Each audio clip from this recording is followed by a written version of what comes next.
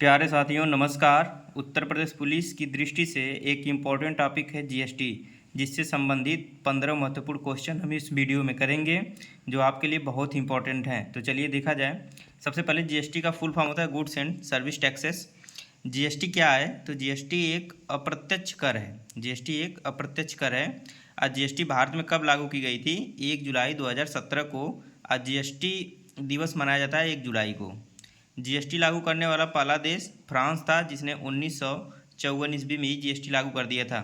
GST का model Bharat ने किस देश से लिया है? तो कनाडा से।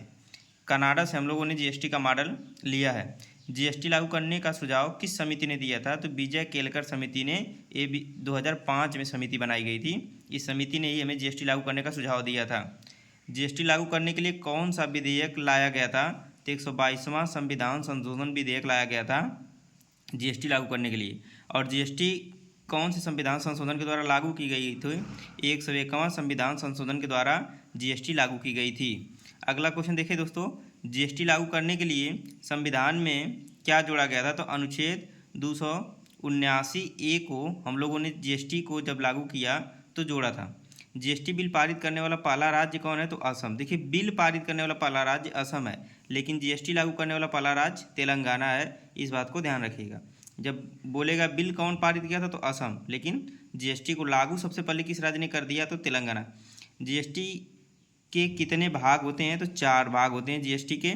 जैसे केंद्र राज्य जीएसटी लगाती है, केंद्र शासित प्रदेश जीएसटी लगाते हैं, राज्य सरकारें जीएसटी लगाती हैं, और अंतर्राष्ट्रीय लेन देन में जो जीएसटी लगता है, ये 4 भाग होते हैं।